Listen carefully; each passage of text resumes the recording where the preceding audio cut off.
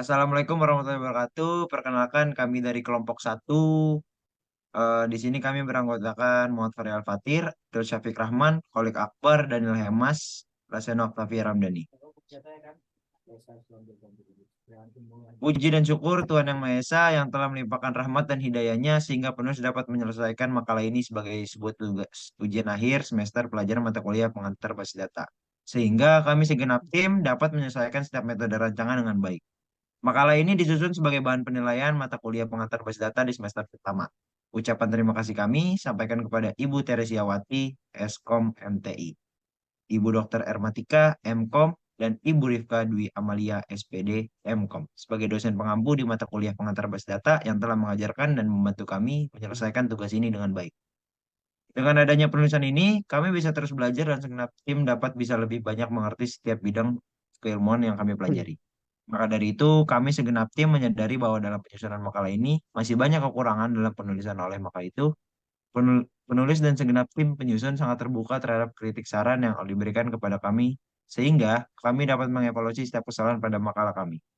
Kami berharap semoga penulisan ini memiliki dampak dan manfaat bagi segala pihak.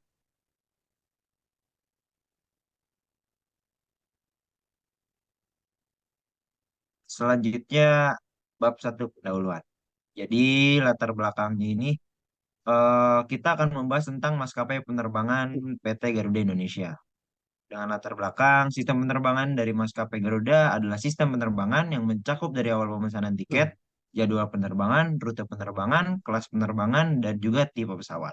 Nah, dalam makalah ini, kami akan membuat rancangan database dengan melakukan analisis secara menyeluruh pada sistem penerbangan Garuda Airlines. Kami akan memeriksa dan melihat bagaimana proses sistem kerja dari perusahaan penerbangan Garuda dan mempelajari masalah yang dihadapi. Analisis sistem ini sangat penting dan sangat memudahkan bagi penumpang dan juga bagi perusahaan untuk melihat segala kelemahan daripada sistem yang ada sehingga kami dapat mengerti bagaimana sistem ini dapat bekerja. Selanjutnya ada beberapa rumusan masalah yang akan kita bahas. Yang pertama itu ada apa yang harus dilakukan jika ada terkendala delay pada pesawat. Yang kedua ada bagaimana jika proses dari pembelian tiket hingga jadwal keberangkatan. Terus yang ketiga ada apa yang menjadi bagian dari etinitas, atribut, dan relasi serta primary key dan foreign key pada maskapai Garuda Indonesia. Setelah itu ada bagaimana ERD dan mapping ERD pada sistem maskapai Garuda Indonesia. Dan yang terakhir ada bagaimana rancangan tabel pada sistem penerbangan Garuda Indonesia. Selanjutnya akan dilanjutkan Selanjutnya, oleh Saudara Kolik Akbar. ada manfaat dan tujuan. Manfaat pertama, sistem dari maskapai Garuda sangat penting bagi perusahaan dan juga penumpang, karena sistem ini menentukan berkelangsungan perusahaan yang mencakup peningkatan ataupun penilaian penumpang terhadap kreativitas yang diberikan maskapai terhadap penumpang, sehingga perusahaan dapat mengoptimalkan sistem dari penerbangan maskapai Garuda, sehingga perusahaan dapat memberikan layanan yang terbaik bagi penumpang maskapai Garuda. Lalu ada tujuannya. Tujuan dari membuat dan meneliti tentang maskapai Garuda Indonesia adalah untuk memberikan pemahaman kepada pembaca tentang kelemahan dan kelebihan dari sistem maskapai Garuda Indonesia dalam pembelian tiket, jadwal penerbangan, dan rute perjalanan. Database ini juga dapat digunakan untuk perusahaan mengevaluasi segala kekurangan dari sistem operasi saat ini, sehingga perusahaan dapat meningkatkan sistem operasi Garuda Indonesia dan memberikan pelayanan yang paling baik dan optimal bagi penumpangnya. Bab kedua ada tentang definisi database. Database atau data adalah kumpulan data yang dikelola sedemikian rupa berdasarkan ketentuan tertentu yang saling berhubungan sehingga mudah dalam pengelolaannya. Melalui pengelolaan tersebut, pengguna dapat memperoleh kemudahan dalam mencari informasi, menyimpan informasi, dan membuang informasi. Ada banyak hal yang dapat dilakukan oleh database seperti kecepatan, keakuratan, dan kemudahan dalam mengambil informasi, serta kemampuan pengguna dalam mengelola hubungan antar data. Ada juga pandangan para ahli dalam mengartikan database seperti Gordon C. Everest. Pengertian database adalah menurut Gordon Everest suatu koleksi atau kumpulan data yang bersifat mekanis, terbagi atau shared, terdefinisikan secara formal dan juga terkontrol. Pengontrolan tersebut terpusat pada suatu organisasi. Yang di poin berikutnya ada model basis data. Model ini Oke. adalah kerangka konseptual yang mendefinisikan logis dan organisasi data dalam sistem basis data. Model ini juga bertindak sebagai cetak biru atau desain untuk menyimpan, mengatur, memanipulasi, dan mengakses data secara efektif dan efisien dalam suatu data. Ada beberapa modelnya, tolong dikebawain Akil. Ada model model rasional, model hubungan entitas, ada juga paradigma berorientasi objek, dan ada juga model NoSQL. Dan terakhir ada model dokumen. Nah, selanjutnya boleh deh Pak Seno melanjutkan. Baik, baik. Untuk IRD-nya, kita akan menjelaskan tentang Entity Rational Diagram IRD. Nah, di sini saya akan menjelaskan bahwa IRD itu atau diagram hubungan adalah diagram yang digunakan untuk merancang suatu basis data. Dan dia itu menunjukkan rincian hubungan atau hubungan antar objek atau pula entitas dengan entitas beserta propertinya. Nah, dengan menggunakan IRD, sistem database yang dilatih dapat digambarkan secara lebih struktur dan halus. Nah, kita bisa cari tahu nih dari menurut salah satu para ahli. Nah, salah satunya dari Brady and Lonam. Nah, menurut mereka, Entity Relationship Diagram atau IRD merupakan teknik yang digunakan untuk memodelkan kebutuhan data dari suatu organisasi, biasanya oleh sistem analis dalam tahap analisis persyaratan proyek pengembangan sistem. Nah, kalau menurut Lat Juamudin, nah IRD itu adalah suatu model jaringan yang digunakan untuk susunan data yang disimpan secara sistematis dan abstrak dalam sistem.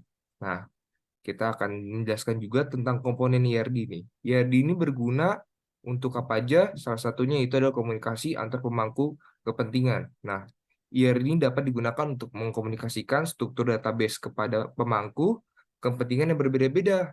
Seperti salah satunya ada analisis data, pengembangan perangkat lunak, dan penggunaan pengguna akhir. Nah, dalam diagram visual IRD dapat juga membantu para pengguna untuk menjelaskan hubungan antara entitas dan atribut dalam database dengan cara yang mudah dipahami dan juga desain data dan juga desain basis data yang efektif sesuai dengan kebutuhan aplikasi. IRD juga memungkinkan desainer untuk mendeteksi dan memecahkan masalah seperti redundancy data, inkonsistensi data, kekurangan dalam struktur database. Nah, kalau kita bisa jelaskan lagi, penerapan data. Penerapan basis data yang benar, yaitu IRD dapat digunakan sebagai referensi untuk penerapan basis data yang penerapan model logis yang ditentukan dalam diagram. Nah, dokumentasi basis data dan juga IRD juga bisa berfungsi sebagai dokumen penting untuk basis data. IRD juga memberikan gambaran komprehensif tentang struktur database dan hubungan identitas yang berguna untuk memahami dan memelihara database di masa depan. Dan perbaikan dan pemeliharaan basis data IRD dapat digunakan untuk menganalisis dan memperbaiki masalah pada basis data yang ada.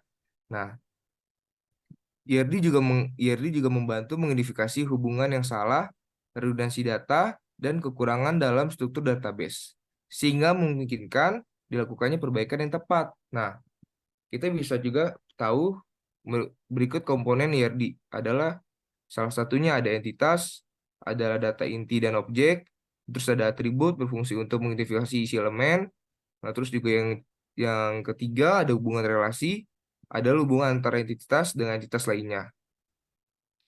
Selanjutnya, next. Nah, ini kita bisa lihat dari simbol-simbolnya, simbol persegi panjang itu sama dengan keterangannya entity dan yang di bawahnya itu keterangannya weak entity dan yang seperti ketupat itu keterangannya relationship. Nah, ada juga simbol seperti atribut komposit dan juga ada atribut derivatif dan juga yang kita tahu seperti atribut kunci dan juga atribut multi value. Nah, untuk definisi MySQL nih.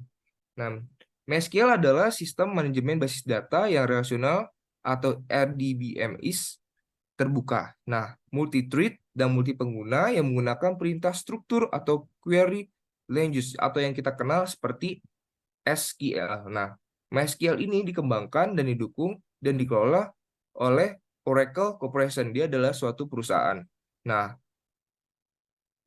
dan MySQL merupakan sistem manajemen basis data. MySQL atau DBMS bersifat multi pengguna dan multi alur. MySQL merupakan DBMS open source dan dua bentuk lisensi nih. Yang salah satunya ada free software, yaitu perangkat lunak bebas, dan juga shareware atau perangkat lunak berpemilik dengan penggunaan terbatas.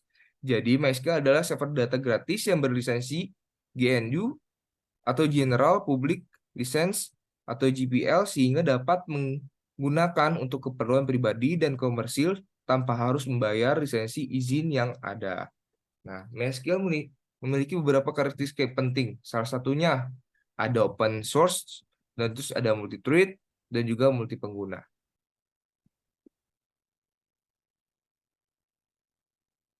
Nah, selanjutnya tentang entitas, atribut, dan relasi. Nah, di sini kita bisa lihat dalam sistem PT Garuda ada beberapa entitas terdiri dari beberapa atribut juga. Nah, salah satunya entitasnya itu ada penerbangan. Atributnya itu nomor pesawat yang di primary key dan juga nama, koma tanggal penerbangan, tipe pesawat, foreign key. Nah, yang kedua ada jadwal dan rute. Kita bisa lihat di atributnya ada tanggal penerbangan. Nah, di sini kami kasih primary key dan juga ada juga jam penerbangan, asal, terus sama tujuan. Nah, ada lagi yang selanjutnya pelanggan. Di atribut ini, di sini kita ada nama primary key dan usia dan juga nomor telepon dari pelanggan tersebut. Nah, di relasi di sini kita juga bisa lihat penerbangan ke jadwal dan rute atau on the way, on to many. Nah, sebuah penerbangan tertentu pada tanggal penerbangan yang spesifik dapat memiliki banyak jadwal dan rute. Artinya dalam satu penerbangan memiliki banyak entry. Nah, di tabel jadwal dan rute yang terkait dan tanggal penerbangan tersebut, contohnya nih, kita bisa lihat ada sebuah pesawat pada tanggal tertentu bisa memiliki beberapa jadwal keberangkatan dari satu lokasi ke lokasi yang lain. Nah, terus ada juga namanya jadwal dan rute ke penerbangan many to one. Nah, banyak jadwal dan rute yang terkait dengan satu penerbangan ini adalah kebalikan dari hubungan sebelumnya. Misalnya banyak penerbangan dari rute berbeda jam dan atau juga berbeda rute dapat terkait dengan satu nomor pesawat untuk tanggal penerbangan tertentu. Selanjutnya, nah di sini kita bisa lihat RD dan mappingnya ya. Nah, untuk pelanggan itu ada usia, nama, dan nomor telepon. Nah, di sebelah kanannya pelanggan akan memesan yaitu apa? Dikasih pilihan, ada jadwal dan rute. Misal kalau ada rutenya dia ke luar negeri, akan diberangkatkan ke luar negeri. Nah, di sini di jadwal dan rutenya ada tanggal penerbangan, jadwal penerbangan, terus ada asal, tujuan. Nah, ke bawahnya setelah jadwal penerbangan ada penerbangan. Nah, nama penerbangan ini mencakup salah satunya ada nama dan juga tanggal penerbangan, lalu ada nomor pesawat dan tipe pesawat. Dan selanjutnya di rancangan tabel kita bisa lihat di tabel pelanggan yaitu nama, usia, nomor telepon. Jadi pelanggan akan menghubungkan ke jadwal dan rute. Di situ pelanggan sudah dapat memilih jadwal penerbangan dan juga asal dari pelanggan dan tujuan pelanggan ke rute tersebut. Nah, di sini pelanggan juga akan memiliki penerbangan. Nah, jadi dari jadwal dan rute memproses ke sistem selanjutnya yaitu penerbangan. Di penerbangan ada tanggal penerbangan, tipe pesawat dan juga nomor pesawat dan juga nama dari pelanggan tersebut yang memesan tiket. Selanjutnya.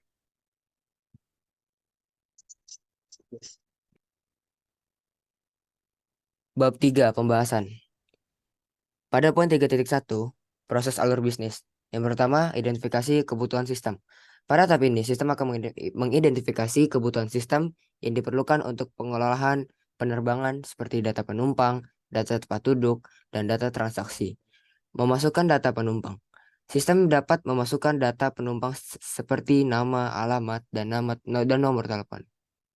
Yang kedua, desain database. Pada tahap ini, sistem akan mendesain database untuk menyimpan informasi yang diperlukan. Memasukkan data penerbangan seperti sistem dapat memasukkan data penerbangan seperti jenis, kelas yang dipilih, harga tiket, ketersediaan tiket, dan lain-lain. Contoh tabel yang diperlukan untuk pengolahan tiket pesawat mungkin mencakup data penumpang, tempat duduk, dan data transaksi. Desain aplikasi. Pada tahap ini, sistem akan membuat antarmuka pengguna untuk aplikasi sistem pembelian tiket pesawat. Ini mungkin termasuk volume tiket, pemesanan tiket, tampilan daftar jadwal, penerbangan yang tersedia, tipe kursi yang tersedia, dan lain-lain. Pengembangan aplikasi. Pada tahap ini, sistem akan membuat aplikasi sistem pembelian tiket pesawat dengan menggunakan database dan antarmuka pengguna yang dirancang mengawasi transaksi. Setelah penumpang melakukan pembelian tiket, sistem dapat memantau transaksi dengan memasukkan data seperti jumlah pembayaran, kembalian, dan lain-lain. Implementasi aplikasi. Setelah aplikasi dikembangkan, sistem akan menerapkannya ke server penerbangan untuk digunakan penumpang pesawat, seperti mengubah reservasi jika diperlukan. Penumpang dapat mengubah schedule mereka, seperti mengubah tanggal penerbangan, maskapai, rute, dan tipe kursi, dan lain-lain. Pengujian aplikasi. Pada tahap ini, sistem akan menguji aplikasi pembelian tiket pesawat untuk memastikan semua fitur bekerja dengan baik dan tanpa kesalahan. Yang ketujuh, pemeliharaan aplikasi. Pada tahap ini, sistem akan memelihara aplikasi sistem pembelian tiket pesawat. Ini termasuk menemukan masalah dan menyelesaikannya. Pencetakan bukti pembelian tiket. Pada saat check-in, sistem dapat mencetak bukti pembelian tiket untuk penumpang disimpan atau diberikan.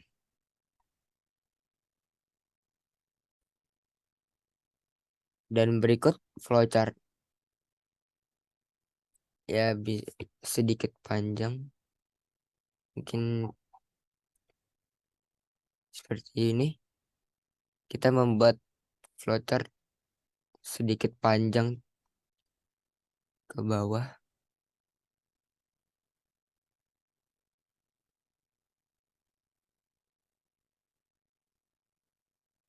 Dan berikut tabel. Kita memiliki 4 tabel. Yang pertama tabel pelanggan, tabel jadwal dan rute, tabel penerbangan, lalu query. Nah, di sini kita memiliki 20 query, yaitu yang pertama, yang kedua input, membuat tabel jadwal dan rute, isinya berupa tanggal penerbangan, jam penerbangan, asal, dan tujuan. Ini inputnya, dan ini outputnya. Yang ketiga, select from. Penerbangan digunakan untuk mengambil semua kolom dari tabel penerbangan. Ini mengembalikan semua baris dan kolom yang ada dalam tabel penerbangan. Di sini inputnya, dan di sini outputnya. Lalu yang keempat, fungsi dari pertanyaan SQL ini adalah untuk mendapatkan data yang hanya terdapat dalam kolom nomor pesawat, nama dan tipe pesawat dari setiap baris dan tabel penerbangan.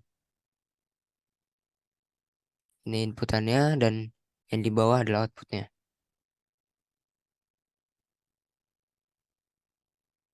Yang kelima, fungsi dari pertanyaan SQL ini adalah untuk mendapatkan semua kolom dari tabel penerbangan di mana nilai kolom tanggal penerbangan sama dengan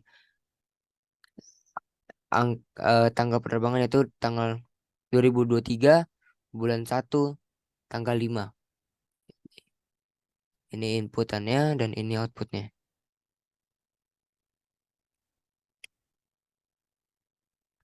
Nomor 6. Pada fungsi dari pertanyaan SQL ini adalah untuk mendapatkan semua kolom dari tabel penerbangan dan kolom dari nama tabel pelanggan, di mana nilai kolom nama pada kedua tabel cocok satu sama lain. Alias nama pelanggan digunakan untuk menyajikan kolom nama dari tabel pelanggan dalam hasil query.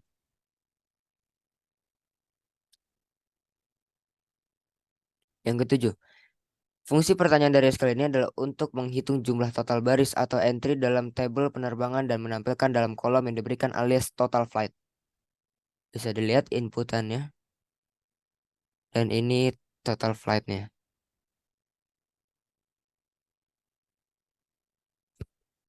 Nomor 9. Fungsi dari pertanyaan SQL ini adalah untuk mendapatkan semua data table penerbangan di mana nilai kolom nomor pesawat sama dengan M0O345. Nomor 10. Fungsi pertanyaan SQL ini adalah untuk mendapatkan semua data dalam semua kolom dari tabel penerbangan dan mengurutkannya berdasarkan tanggal penerbangan secara ascending. Hasilnya akan menampilkan data penerbangan dan tanggal yang turut dari yang terkecil ke yang terbesar. Ke-11. Fungsi dari pertanyaan SQL ini adalah memperbarui nilai kolom tipe pesawat menjadi Boeing 747 pada tabel penerbangan untuk baris yang memiliki nilai nomor pesawat sama dengan GHI 789. Fungsi dari pertanyaan SQL nomor 12 adalah menghapus baris atau entry dari tabel penerbangan di mana nilai kolom nomor pesawat sama dengan ABC123.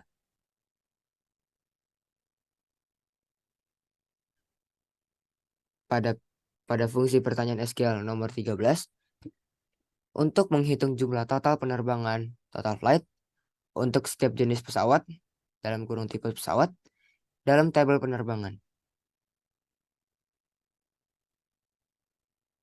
Lalu nomor 14, pertanyaan SQL nomor 14 adalah untuk mengambil nilai unik dari kolom tipe pesawat dari tabel penerbangan. Hasilnya akan berisi satu set nilai yang berbeda untuk kolom tipe pesawat yang ada dalam tabel tersebut.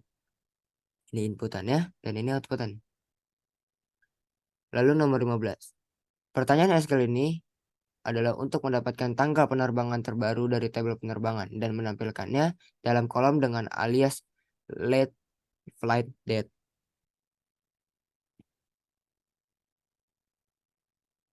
Lalu nomor 16. Fungsi dari pertanyaan SQL ini adalah untuk menghitung jumlah total penerbangan total flight untuk setiap nama pelanggan, nama tabel penerbangan.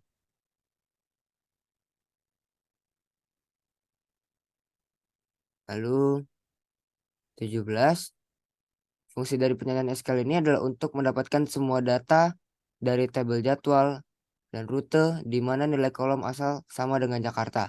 Hasilnya akan berisi semua informasi tentang rute yang memiliki asal di Jakarta. Ini outputannya. Lalu 18. Jadi fungsi dari pertanyaan SQL ini adalah untuk menghitung jumlah total penerbangan, total flight, untuk setiap tanggal penerbangan dalam tabel penerbangan. Ini inputannya dan ini output. Lalu yang ke-19. Jadi fungsi dari pertanyaan SQL ini adalah untuk menghitung jumlah total penerbangan dalam kurung jumlah underscore penerbangan untuk setiap kota asal dalam tabel jadwal underscore dan underscore rute. Ini inputannya dan ini outputannya.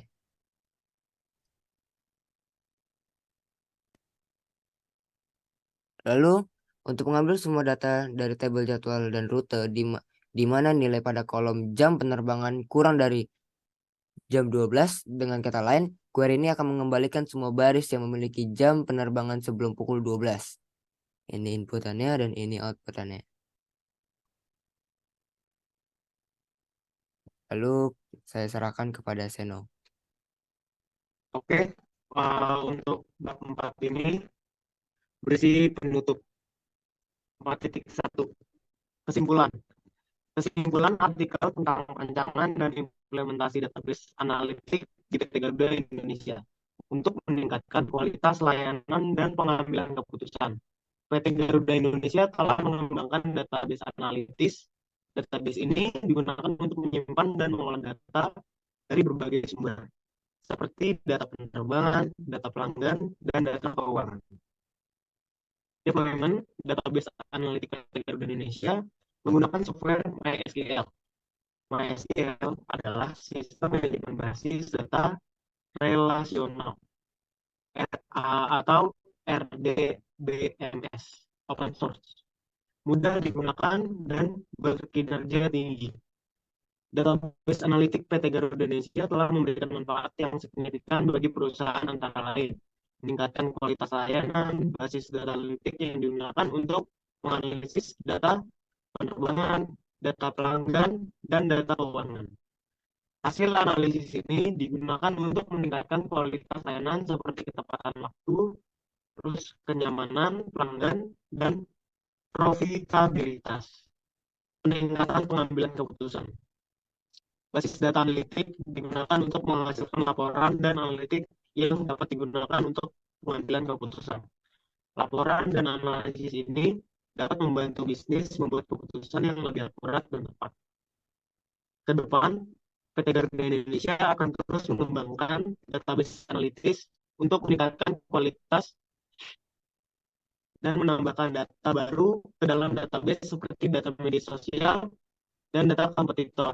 Selain itu, perusahaan juga akan meningkatkan kemampuan analisis data untuk memberikan hasil yang lebih akurat dan bermanfaat.